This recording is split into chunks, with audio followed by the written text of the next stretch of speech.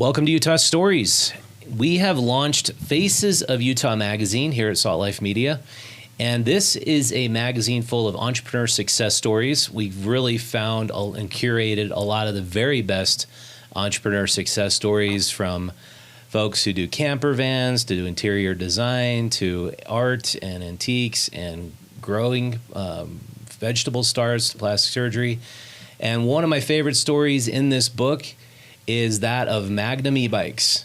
And Jesse Lapin, along with his partner, Yoni, what's your last name, Yoni? Karmon. They're both here with us today. Thanks for joining me, guys.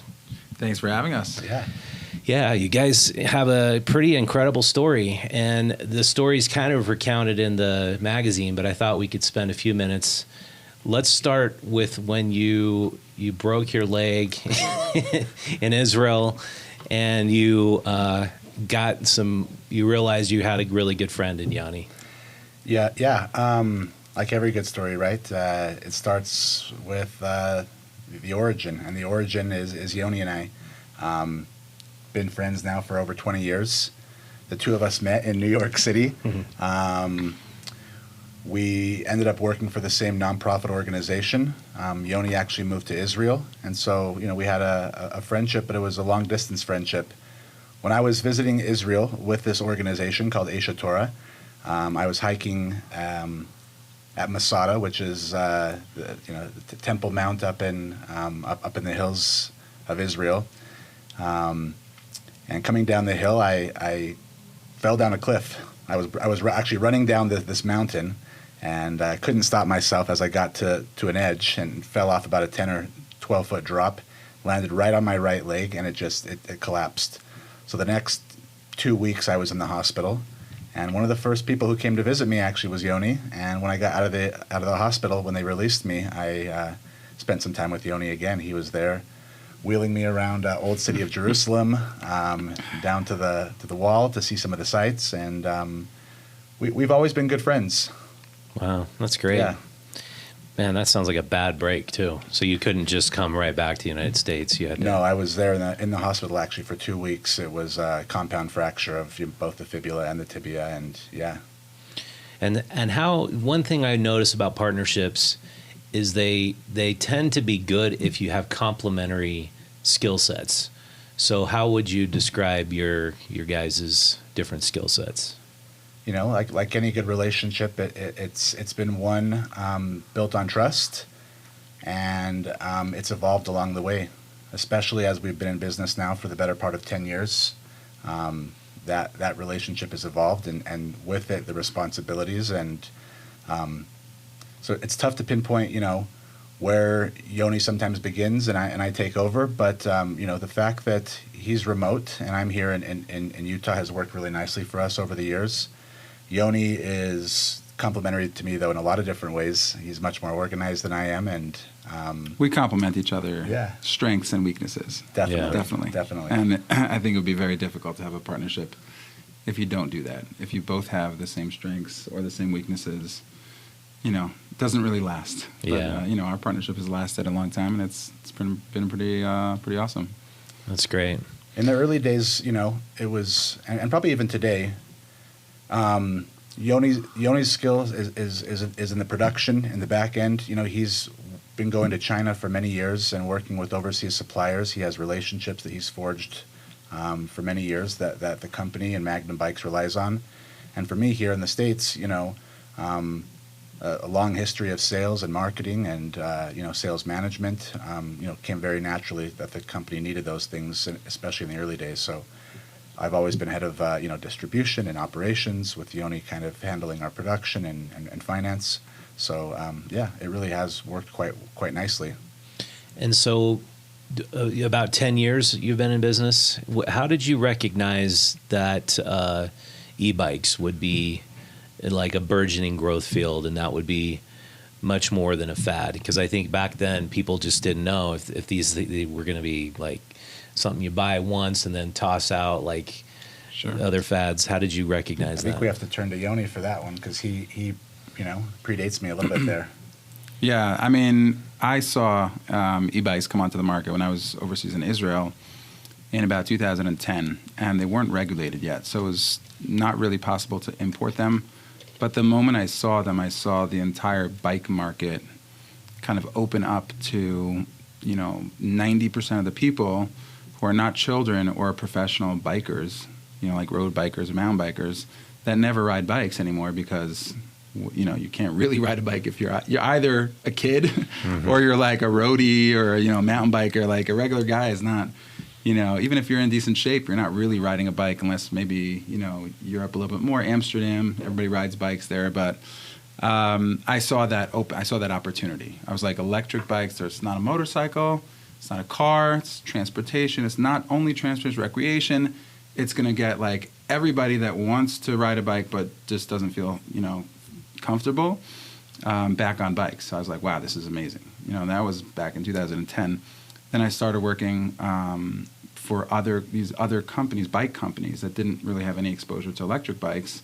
And I was like, listen, like I'll get you the supply, I'll import them under your brand. You have to have this product, and that was overseas in Israel. Mm-hmm. And then at first, I kind of got met with like, what? Like, no, like we're in the bicycle industry for the last 30 years. Like this is weird. This is not a bicycle. It's a motorcycle. It's not a motorcycle. They couldn't really wrap their heads around it. I was like, no. You have to have this. Like, this is going to give you a huge clientele base that, like, you don't have right now. Mm-hmm. And I convinced 2 big brands overseas in Israel that have been around for like 40 years, that had to allow me to manufacture their electric bikes under their brand. And that was my initial exposure and entry into the market. A while later, I kind of partnered up with somebody who had retail shops in Israel, and then I launched my own brand. And then that was already after a couple of years of doing this and having the supply chain down. And then I realized pretty quickly, I was like, America is very kind of lagging, and that's where we need to be because that's where the market's gonna open up. And I'm from New York originally, so I know the American market, well, and I saw the opportunity for e-bikes.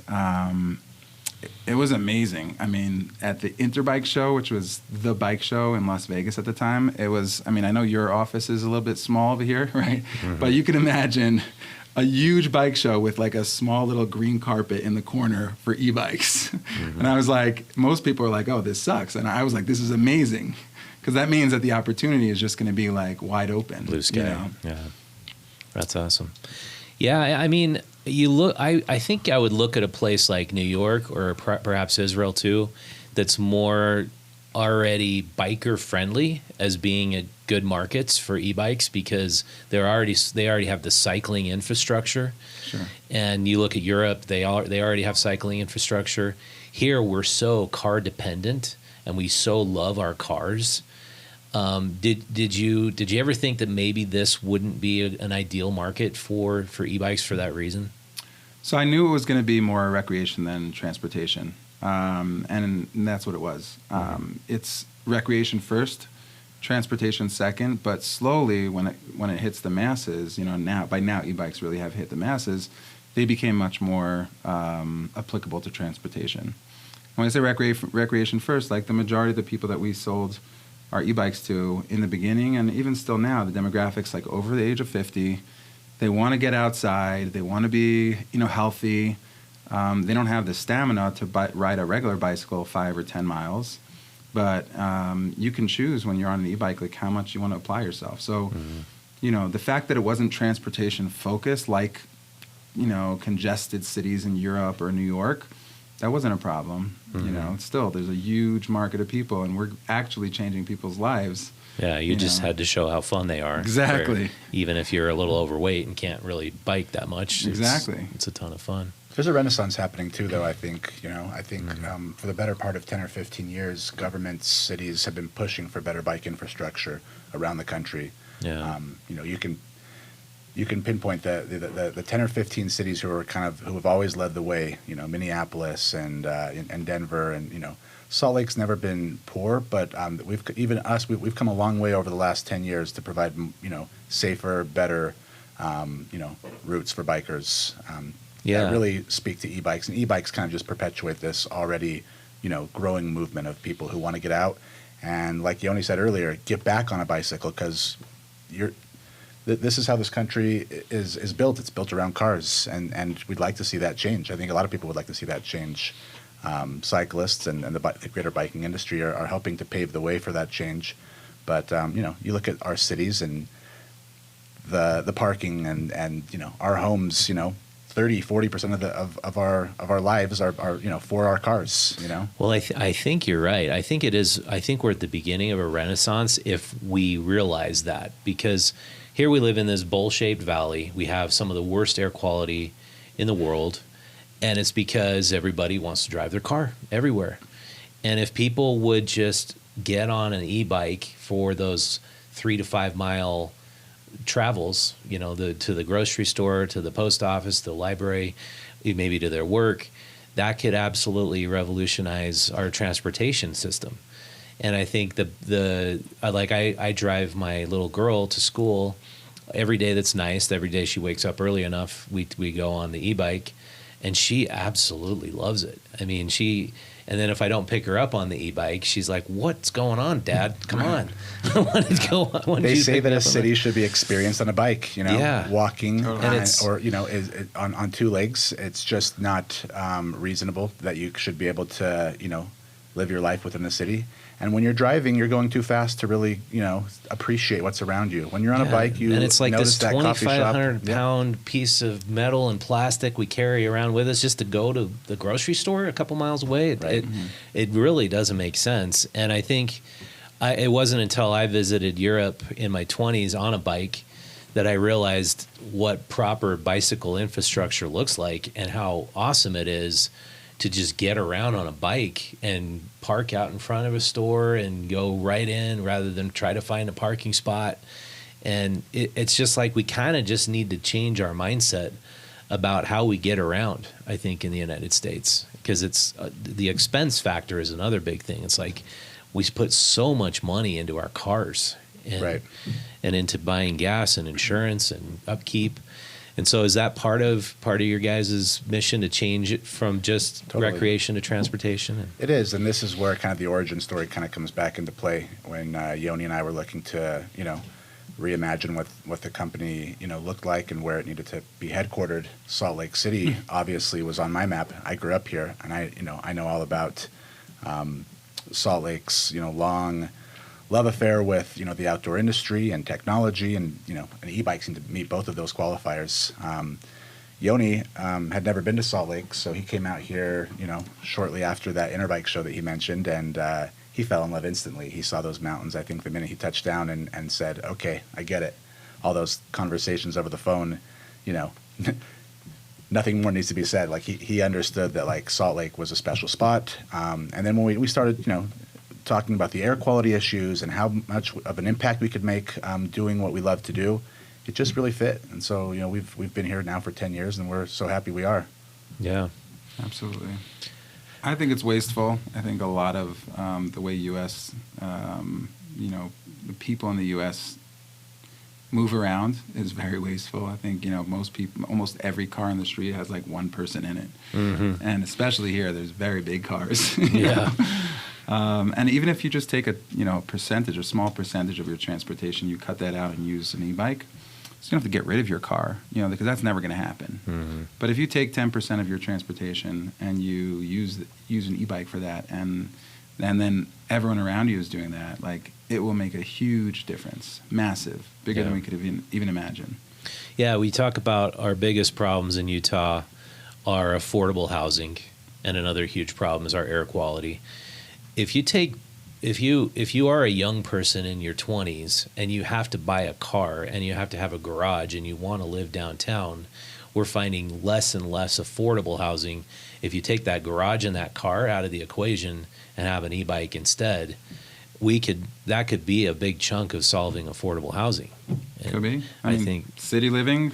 Yeah, I mean, if you have to add a car in the garage like you're saying, and getting around the city, it's definitely doable. And Salt Lake has great infrastructure for biking.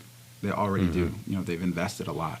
Yeah. So yeah, they were going to put a big green corridor around the city, and they want to do more with the Jordan River trails, I guess. And that's my favorite trail, is the Jordan River Trail that goes basically all along the Wasatch Front from Provo to Logan, and Yeah. it's like we're starting to get there. It seems like.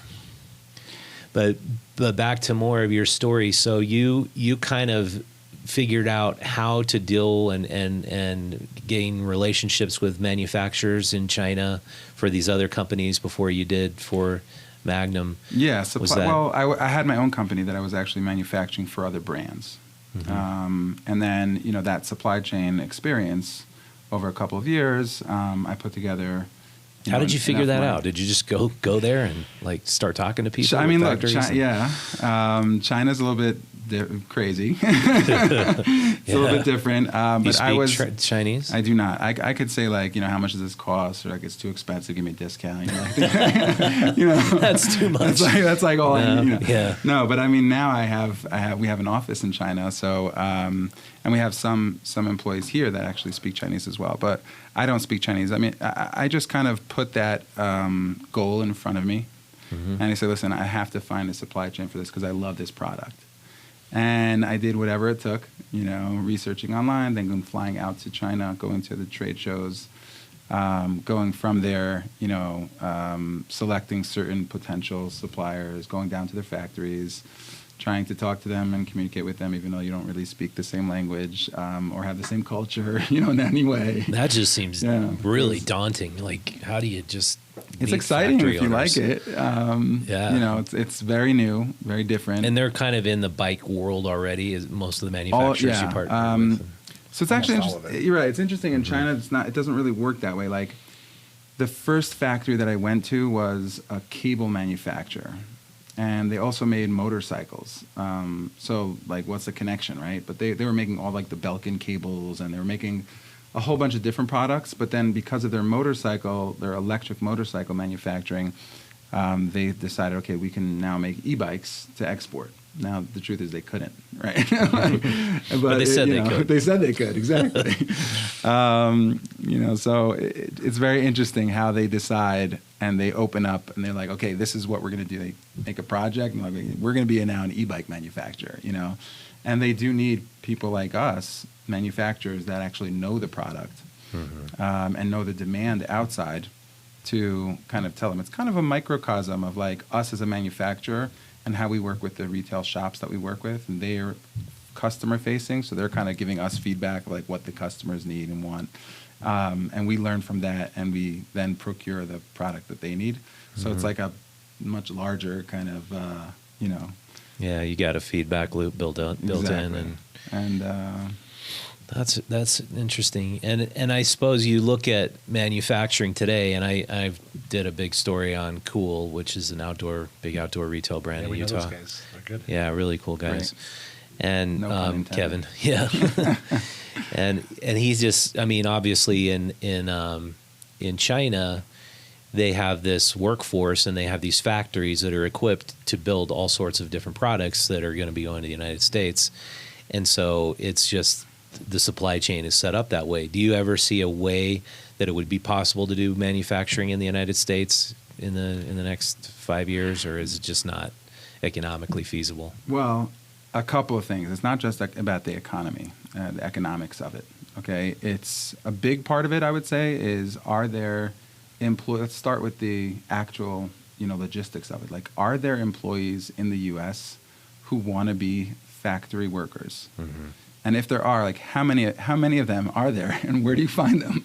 Yeah. And please introduce them to me. What I'm saying? Like, it's very tough because the U.S. is a different type of economy. It's a very service-based economy, and the bar is set much higher than, the economy in China, where these factory workers, their wages have improved since I started back in 2011, but it's still not the type of work that's easy to find employees for. There are manufacturers here. I'm not saying that there aren't, but that's one thing. The second thing, I think the government doesn't really support, have the same type of programming and support for U.S. manufacturers, at least definitely not in our industry, that they do in China. So in China, the government actually sponsors and supports these factories because they want to support the economy and support job creation. And I think I think here, I don't know that that's such a top priority. Well, it's like, I mean, when Trump was going around saying, I'm going to bring back the jobs to the Rust Belt and we're going to have the factories open again. I think it's exactly like you just said, but who wants to take these jobs? Like, are there all these people who are just already lining up, like wanting to work in a factory? So if these tariffs go through, which who knows if they will or won't, will that dramatically impact your business? Well, the tariffs have gone through. Yeah, the tariffs have gone on through. e-bikes. Oh, really?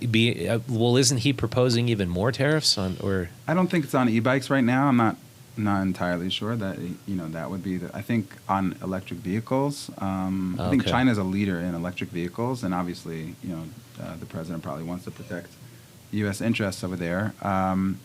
But what happens with the tariffs, from what I've seen, is that the Chinese, and the same thing is true for Europe, by the way. Europe imposed, I should say, an anti-dumping tax to protect the bike manufacturers in Europe.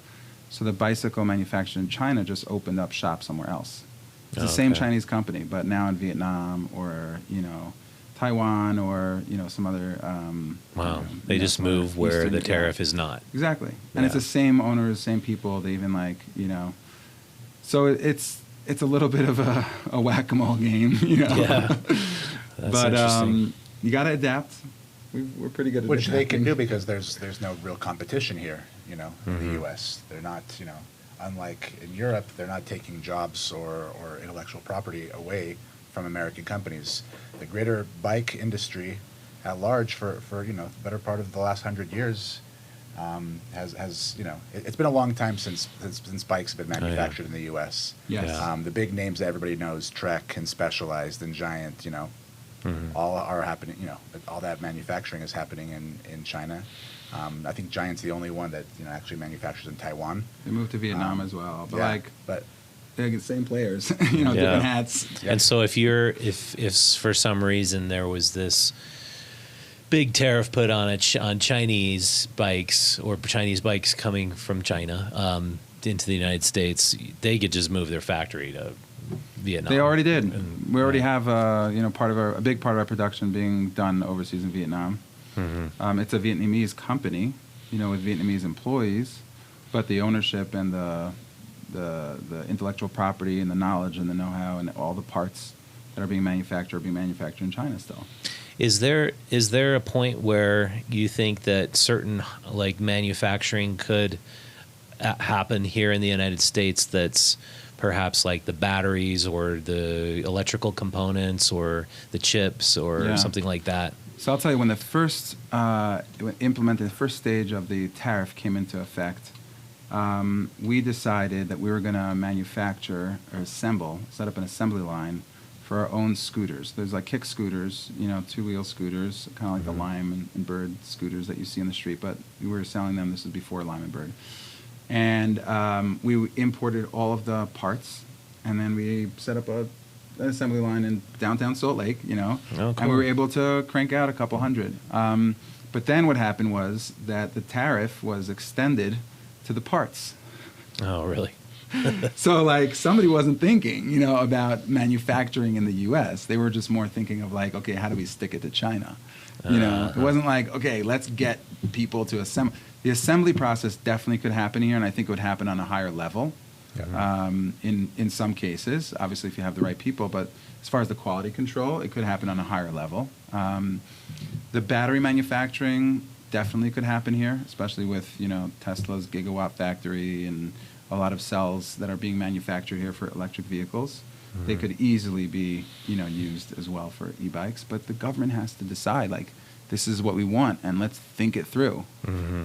Yeah, it's because it seems to me like if your industry piggybacks off the electric vehicle industry, and you can, I don't know, assemble and use some of the same components they're already using, and that they're really bolstering, that could really probably drive the price of batteries down and components, and maybe bring costs down, so everybody has an e-bike and everybody's using it.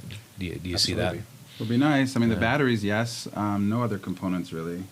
Frame manufacturing and all the other electrical components.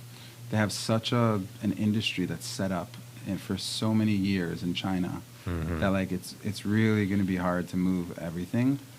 And all the name brand components, Tektro, and for the brakes, and Suntour for the for the suspension, and everything. Shimano's for the gears.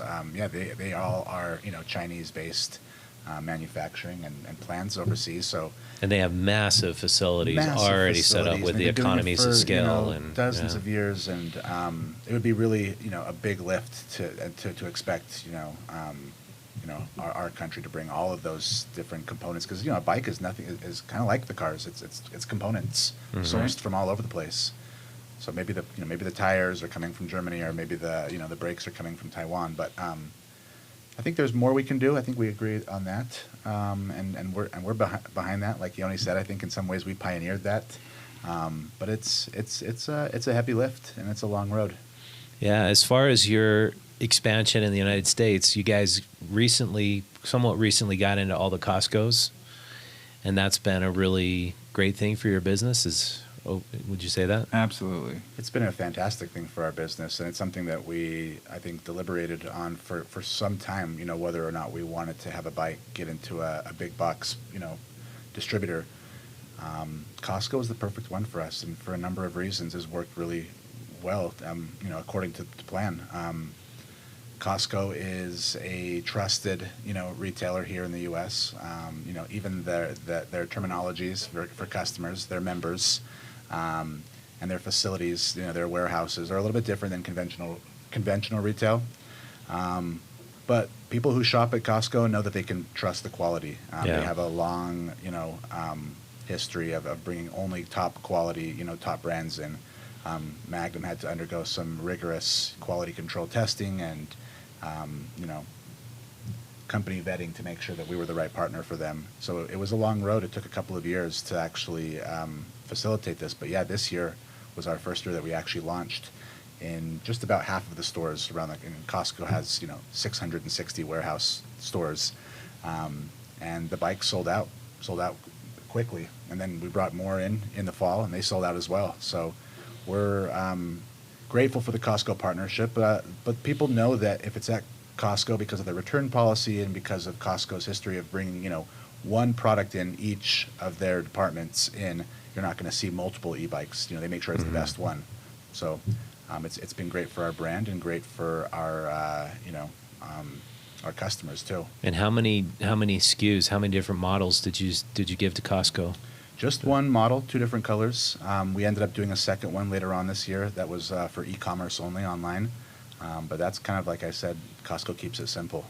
Yeah, that's cool. And here in Utah, you've got a retail store in Park City and one in Salt Lake, and you're opening one in Trolley Square. Yeah, we've our retail expansion has kind of grown over the last couple of years. We now have actually stores in a couple of different states as well. We're in Scottsdale, in Phoenix, and we're in Daytona in Florida.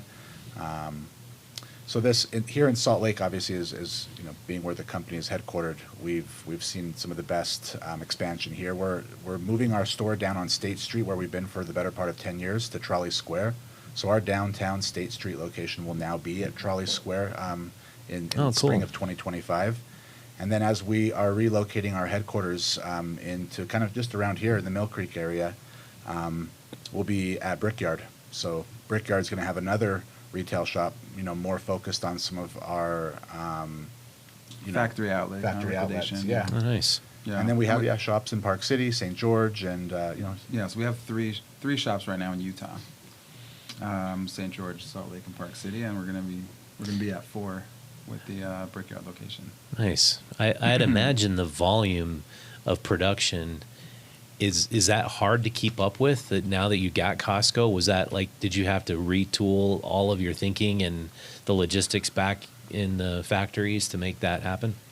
I'll tell you the truth. We in 2021, when after the first year to 2 years of COVID, we ramped up production significantly.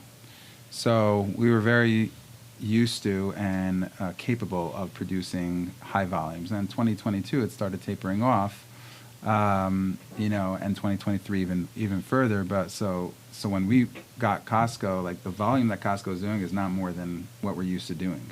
It's just that all of a sudden we have this, you know, big outlet with one product, and it actually makes it much more simple to produce because it's really just one SKU.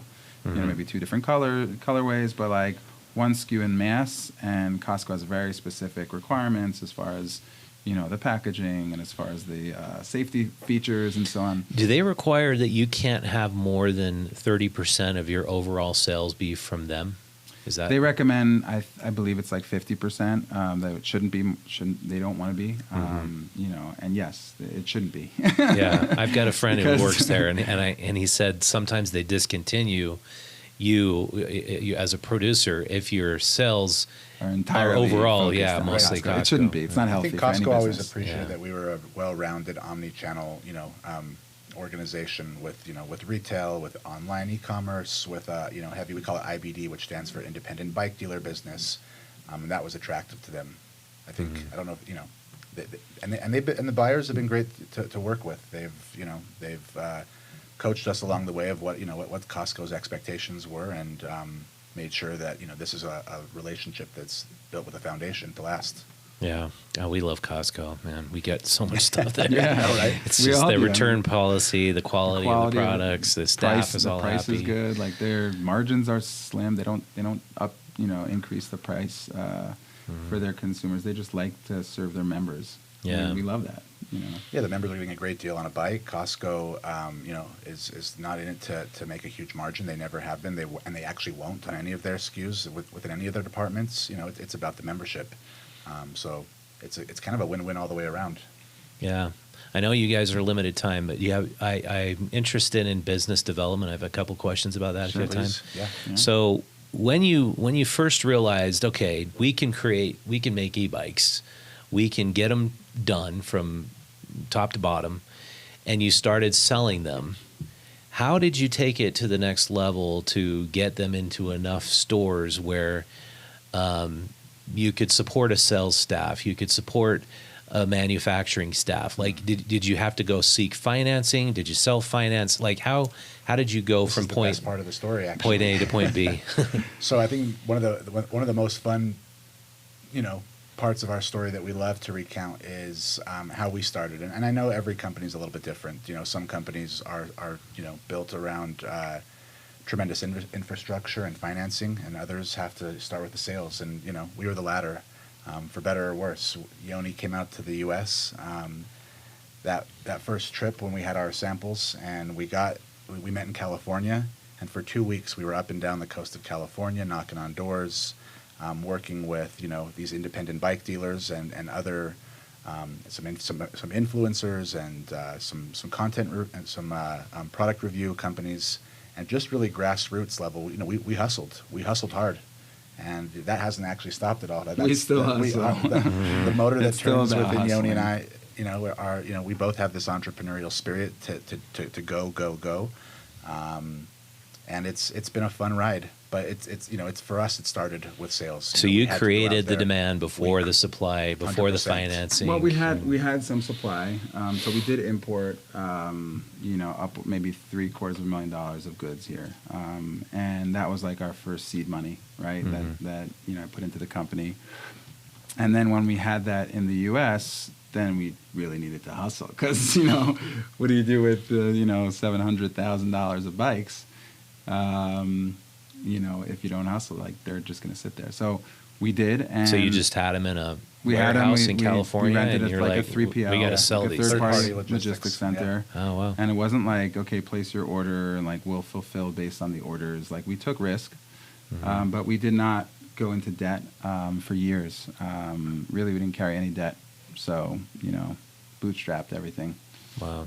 Yeah, and then as we got bigger, you know, and we wanted to grow, you know, exponentially, so then we needed to take on a financing partner, but you know, that didn't really last. Like, we self-finance, we got rid of that, and right now we're completely, you know, on our own and expanding.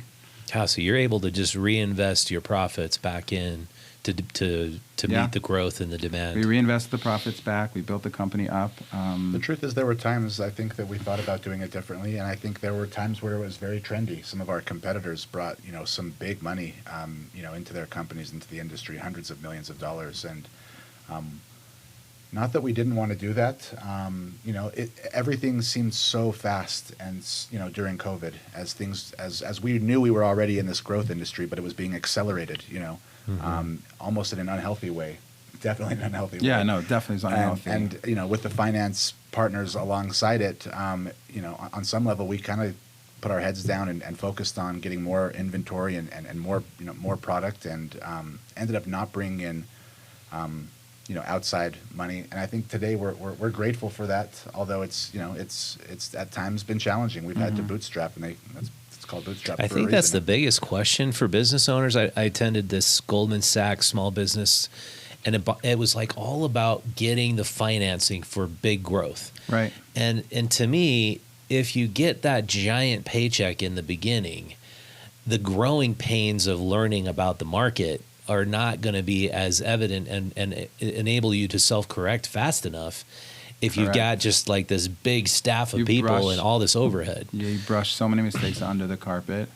I could tell you, like, the financial pressure that puts on, it seems like really exciting in the beginning, but anybody that I know, and looking at companies on the outside that have gotten big checks, you either make it or you very quickly fail, because there's a massive amount of pressure put on top of you. And they also put shackles on you. They really handcuff you, and they tell you, okay, this is the goals that you have to meet. This is what you have to do. And if you're not hitting that, then like you're out. So like as a founder, I could definitely recommend to all business owners and founders, if you want to keep control of your company, and if you want to actually have a healthy company, run it smart, run it, financially sound. Make sure that you're making the right moves and you're staying profitable. And if you just kind of expect this savior to come in and invest $100 million in your company and like you're going to be this big thing, like it sounds exciting. And I definitely, the younger version of myself would have been really happy if that would have happened. But looking back, I think I'm happy that we didn't do that at that time. And we grew incrementally, ups and downs, definitely had our downs, definitely made mistakes along the way. But I think it's a smart move. I think it's a smart way to run a business. So at some point, do you think you'll have investors to accommodate your growth, or do you want to just keep it all private?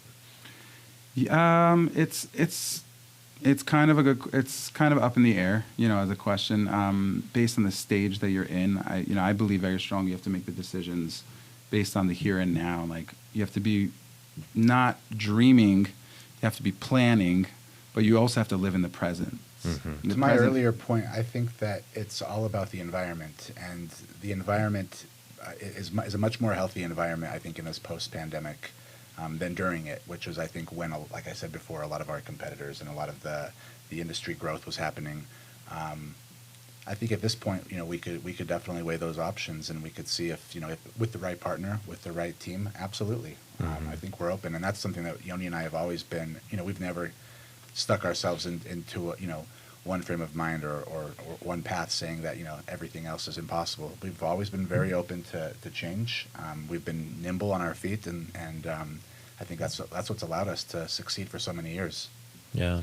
And when you talk about that time during the pandemic, you just saw tons of competitors saturate the market, investing millions upon millions, and you guys were just sort of, no, we're going to chill. We're going to just slowly increase. Is that the difference? I don't know that it was so pretty. Well, not chill, but just like maintain our growth at a more steady level. There were some competitors that came in. The first year or two really showed exponential growth. So everybody's like, oh, look, I'm growing. I'm the best. I'm amazing. This industry is amazing. It's never going to stop. When everything goes up, everybody thinks it will go up forever. Bitcoin tomorrow is going to be $1 million. It's just nonstop forever. That's just the mindset everybody has. But in reality, like, we also made somewhat of a mistake at that time, thinking that the growth would continue to the same degree. and we beefed up our inventory, but we didn't sell out our company. That was a difference, you know. So there were some people that really did kind of sell out their company based on that, you know, time. And then they're like, okay, now I have $100 million, and now all of a sudden, also some of the manufacturers and some outside money was coming in and setting up new brands like every other day. Mm-hmm. After like the first 2 years and everything is going great, everyone's like, okay, I'm going to get into the e-bike industry. And like, what do you do? Oh, I you know, make refrigerators. Like, you know, like what the hell, you know? Like, but everybody's looking for the next thing. So. So we definitely had an up and a down, but we still stabilized and pulled out of it. Yeah, I looked at some statistics before you guys came, the growth of the e-bike industry predictions, and I believe it's a $2.4 billion industry, and it's predicted to double in the next 5 years. Do you guys see that growth, you know, going that quickly? Yeah, I mean, I think like an 11% CAGR, maybe, like the annual growth rate is, so year over year, you know, you can easily double in 5 years. I just think the demand, I think the amount of people that don't have e-bikes that should, is big enough to it makes perfect sense. Like, it's not even like, you know, some of the predictions are just like, based on numbers, but not connected to reality. Like, we're on the ground. We're boots on the ground. We're seeing, you know, how great the e-bike affects people. The e-bike smile, we call it. You know, you never see somebody riding the e-bike without that smile. Yeah. And so if there are lots of people that don't have them, then yes, the wheel will continue and it will double and triple. Yeah. Well, I think that's I think that's about all I got. You guys have anything else that you want aspiring entrepreneurs to know, especially who will choose to go into manufacturing? You think of any other advice or tips? I mean, I have lots of thoughts, obviously. I would say probably the biggest one when you're coming to a product is know your product well. Invest in your product more than anything else. You know, don't pay attention to the noise around you. Just make an awesome product that people are going to come to. As opposed to just trying to like chase other people or pretend that you have a demand and go after that demand. Like, just make something that people will come. If you have, you know, good water in the desert, like everyone's going to come, you know? So just focus on that more than anything else. Yeah, that's good advice. And enjoy what you do, you know? Enjoy the people you're around. We spend a lot of time together. This guy's a good guy. We've had lots of good times together. Yeah, seems like you have a good team. We have a good team. We've assembled that and put a lot of effort into, you know, the culture at Magnum Bikes and making it an environment, you know, where people want to be. Just enjoy the people you work with and enjoy what you do. We spend a lot of time working, and as I say, there could be a lot worse things than working in the e-bike industry. Yeah. Well, thanks so much, guys. Really appreciate you coming on. Thank you, and keep up the good work. Keep spreading the word, helping people, and you know, giving some insights into the businesses. We work a lot, and it's nice to be, you know, highlighted sometimes and recognized for the work that you put in. Well, it's really cool what you guys have done. Good luck to you guys. Thank you so much. Thank you, Richard. Thanks, man. All right. And thank you so much for watching. If you want to spread this with other friends, we encourage you to share, like, subscribe to our channel. And also be sure to go out to utahstories.com and check out Faces of Utah, where you can read the stories of Magnum Bikes. The e-bikes is not in there. And other amazing entrepreneur success stories. You know, Utah is just an incredible place for business, and I think a lot of people who aspire to start businesses, you do yourself a great service to learn from those who've done a great job. So pick it up. It's mailed out quarterly, and we're really proud of our very first issue. So thanks so much for watching. We'll see you next time.